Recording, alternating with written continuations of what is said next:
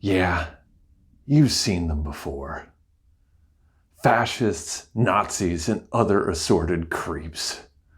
They're instantly recognizable by their spittle-flecked angry rants, their podium-pounding speeches, and yes, their shiny jackboots and spiffy military-style uniforms. They're the bad guys. I mean, we know they're the bad guys because they show up so often cast in that light in our movies and our pop culture.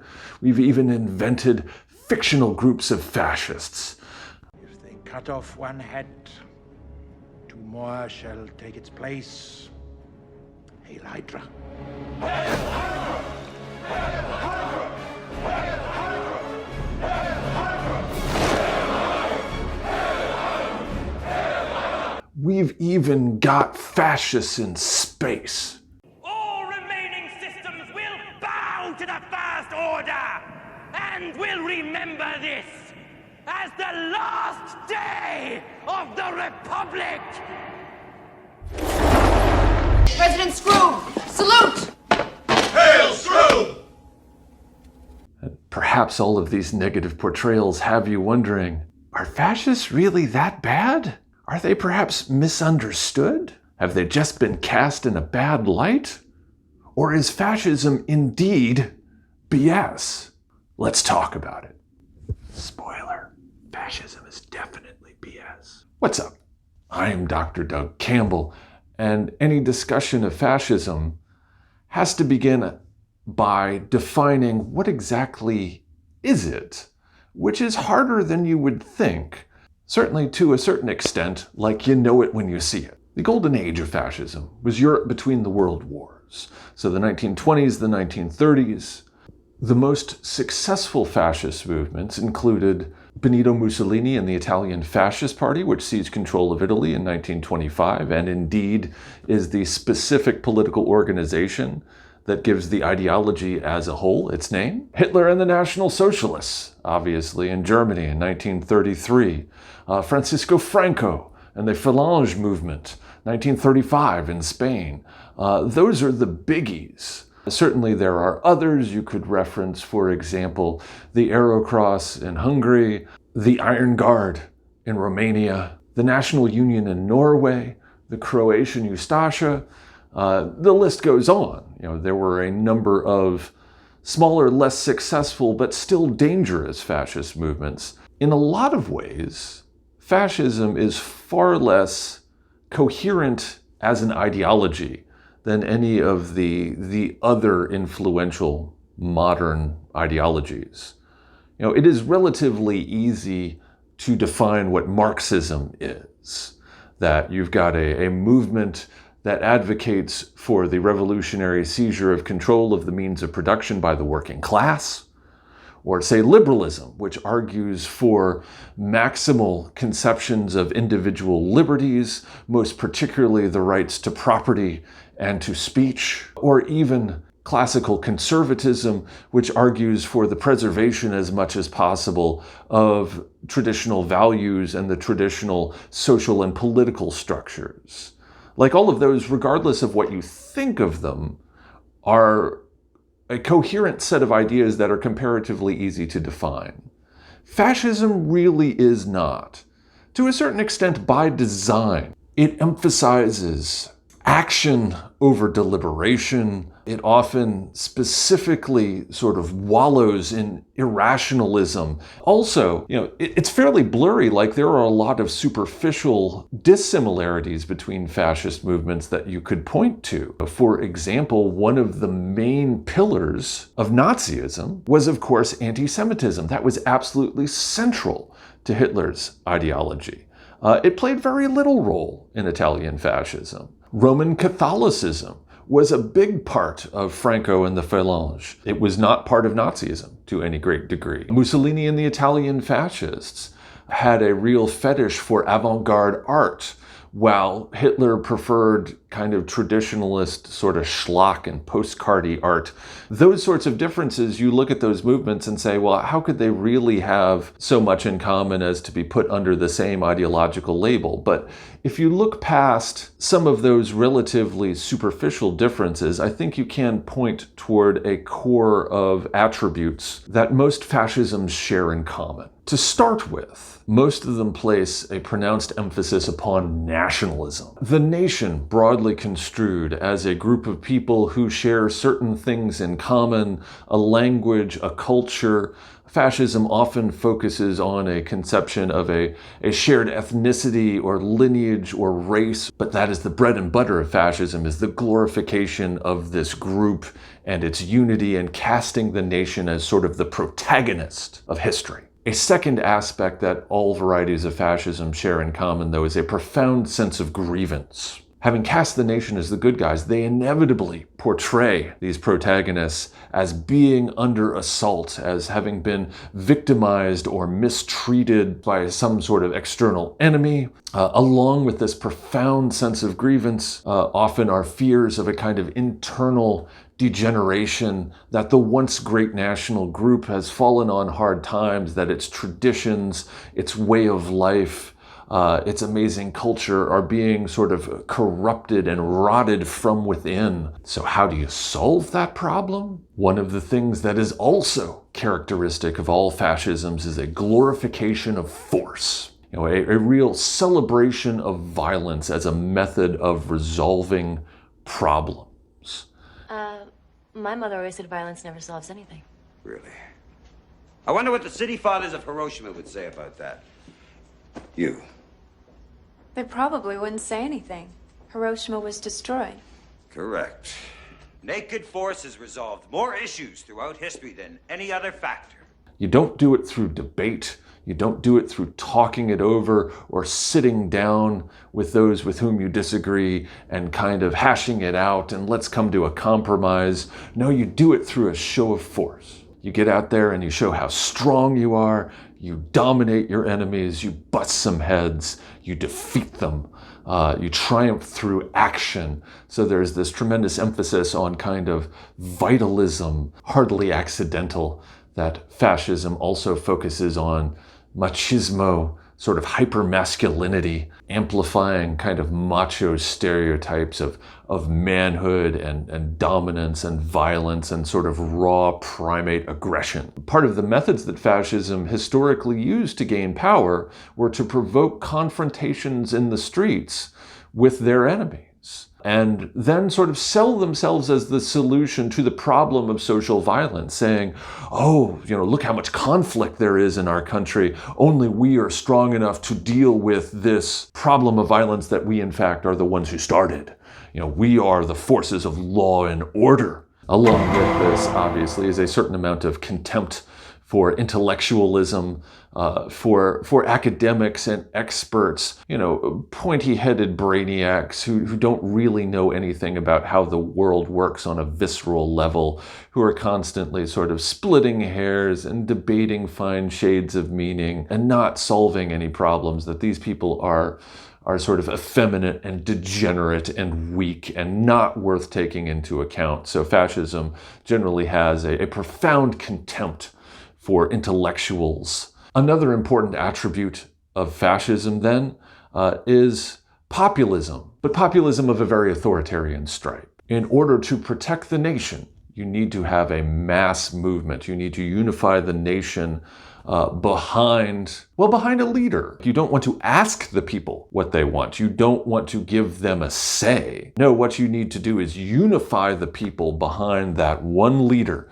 you know, that one great genius, that one visionary who is able to lead the nation to its destiny and to solve all of its problems. Fascism historically celebrates a kind of cult of personality around the leader. Mussolini was referred to in Italian as Il Duce, the leader, in the same way that Hitler was called Der Führer, the leader, in the same way that Franco was referred to as Il Caudillo, the leader. Again and again and again, there is this notion of the people must be led by a firm, authoritative, strong hand. Even more important to an understanding of fascism is to describe what it stands against. What fascists hate is every bit as revealing as what they claim to support. Let the hate flow through you.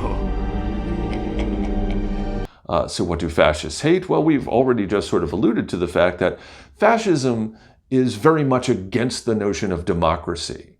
They attempt to build a mass movement. They want to unify the people. They want the support of the people. But again, they don't want to consult the people. Likewise, anti-liberalism is also a pillar of fascism. That the liberal emphasis on civil liberties, dating back to the Enlightenment, the notion that the individual should be as free as possible to voice their opinions, to criticize government, to express themselves, freedom of religion, freedom of the press. Fascism looks upon all of that with scorn. Dissent should not be permitted. Indeed, fascism tends to look upon any dissent as treason. That you cannot disagree with the great leader, with the movement that he represents. That is tantamount to disagreeing with the nation. That makes you an enemy of the nation. Certainly, fascism is also vehemently anti-communist, anti-socialist, anti-leftist, anti-Marxist. I mean, however you want to pitch that. And I suppose while we're attempting to parse the relationships between the various ideologies, we should take on the question of, is fascism appropriately seen as being on the political left or the political right? And I think where some of that confusion comes from is, you can hear people raise the objection, well, wasn't Mussolini as a young man, wasn't he a member of the Italian Socialist Party, so he was influenced by those values? Or look at the full official name of the Nazi Party in German. It translates out into the National Socialist German Workers' Party. That certainly sounds like a left-wing organization. But again, we don't want to put too much emphasis on labels. Labels are important. On the other hand, though, just because some people call Bull's balls Rocky Mountain oysters, that doesn't mean they're seafood. You don't want to take words too far. If you look at what fascists do in power, fascism is inveterately hostile to everything that the left had traditionally stood for, whether that is democracy and putting more power in the hands of the people, the robust trade union movement, popular control over the means of production, like any of that stuff that has traditionally been the primary set of goals of the political left. Fascism opposes that tooth and nail. Obviously, when in power, fascist movements invariably target socialists and communists first. They are public enemy number one and need to be silenced and gotten rid of. I think ultimately we can see from the statement made by Joseph Goebbels in 1933 upon the Nazi seizure of power that today we erase the year 1789 from the pages of history. The French Revolution has traditionally been sort of the signpost of what the left has stood for in the modern era. That is as much a statement of purpose as anything that Nazism and fascism in general is a phenomenon not of the left, but of the right. Perhaps more contentious is the question of, is fascism anti-conservative? Is fascism anti-capitalist? Certainly you can find thoughtful people and scholars who make precisely those arguments. And it is true that if you look at the rhetoric of a Mussolini or a Hitler, they have a certain amount of criticism that they unleash upon the traditional conservative elites in their societies.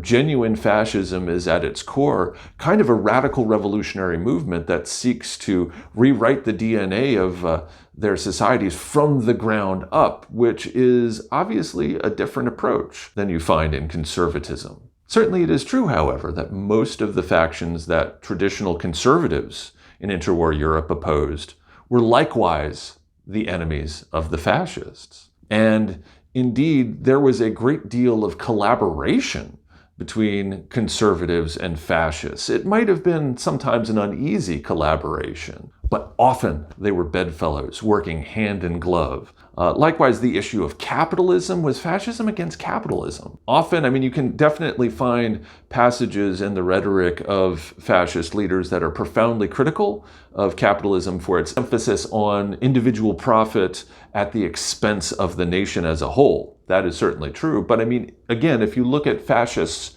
in power, Did they go after capitalists in the same way they went after Democrats or socialists? Absolutely not. Corporations under fascist rule tended to remain in private hands. Indeed, both Mussolini and Hitler denationalized certain state-owned enterprises, actually shifted more property into private hands. And corporations did pretty well under fascism. They were not attacked. Often they were forced to kind of cooperate with the state, but at the same time they could continue earning profits. So some of the opposition to capitalism on the part of fascism was simply rhetorical. Capitalists, like conservatives, were willing to work with fascists. Now, the interwar period was the heyday of fascism. Obviously, World War II was largely the result of fascist policies, and that did a pretty good job in the immediate aftermath of delegitimizing fascism. So is fascism dead? Certainly, I think you can see in the longer run, the early 21st century, there has been a reemergence of movements that, if maybe not fascist in the classical sense, certainly check enough of the boxes that we have mentioned here to be described as fascist adjacent. And fascism in America, is that a thing? I think that if you look at our history, there are certainly things that have a lot in common with fascism. Whether you want to go back to something like the Ku Klux Klan, which, as a sort of violent, anti-democratic, racially conscious militia in the aftermath of the Civil War, or again in its second great heyday during the 1920s, qualified as a homegrown variety of American fascism, which indeed served as something of an inspiration to Hitler across the Atlantic. You can certainly point to the influence running the other way as well, with the German-American Bund, that was aggressively pro-German during the 1930s. In 1939, held a rally for 20,000 people in Madison Square Garden in New York. Or after the war, the foundation of the American Nazi Party in 1959 by George Lincoln Rockwell. In the 21st century, clearly there has been a tremendous boom in the so-called militia movement, as well as white nationalism. There is stuff like the Three Percenters, the Oath Keepers, the Proud Boys, Identity Europa, all of which represent genuine American fascism. And if you wanted to draw any links between those movements and even more popular political figures in the present day in the United States, that would be your own business. But you would not be the first one to make those sorts of connections. So these guys are dangerous. How are they to be opposed? Fortunately, there is a vibrant tradition of anti-fascism. This is often characterized as Antifa, it's not a group, it's an adjective. It is a set of methods. The great sort of conundrum here is, how do you oppose a political movement that does not accept discussion, debate, persuasion, compromise as valid means of resolving social disputes, that only looks to violence and force and dominance as a means of solving society's problems, that on a certain level, perhaps you just have to meet violence with violence, and that's what a lot of these groups attempted to do. So you could point to, in the immediate aftermath of World War I, Arditi del Popolo in Italy, Antifascista Azione in Germany, that used a whole range of methods from peaceful demonstration to violence to oppose fascism in their respective countries, often with substantial success. Also witness to the so-called Battle of Cable Street in 1936, when tens of thousands of British leftists disrupted a demonstration by Oswald Mosley's British Union of Fascists and absolutely shut it down. That sometimes this is the only way. I mean, historically, how were Hitler and Mussolini removed from power? It took violence. And, hopefully that's not the case with some of the more modern fascisms, but I think it remains to be seen, unfortunately. Illinois Nazis. I hate Illinois Nazis. Recommended sources. Certainly there are a wealth of great scholarly treatments of fascism, among the best. Stanley Payne's A History of Fascism, 1914 to 1945.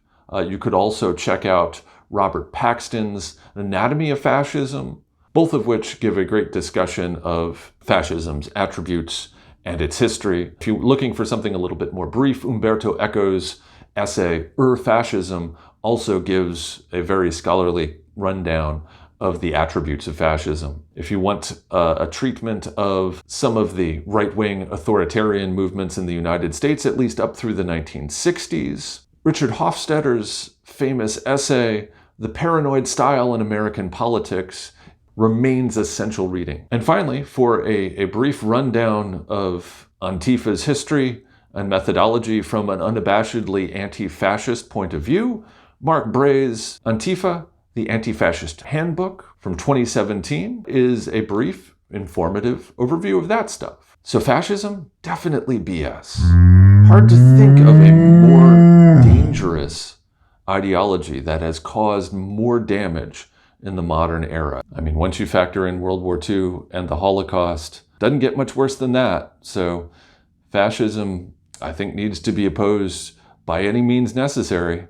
At least that's my take on it. That's all for now. See you later. Bye.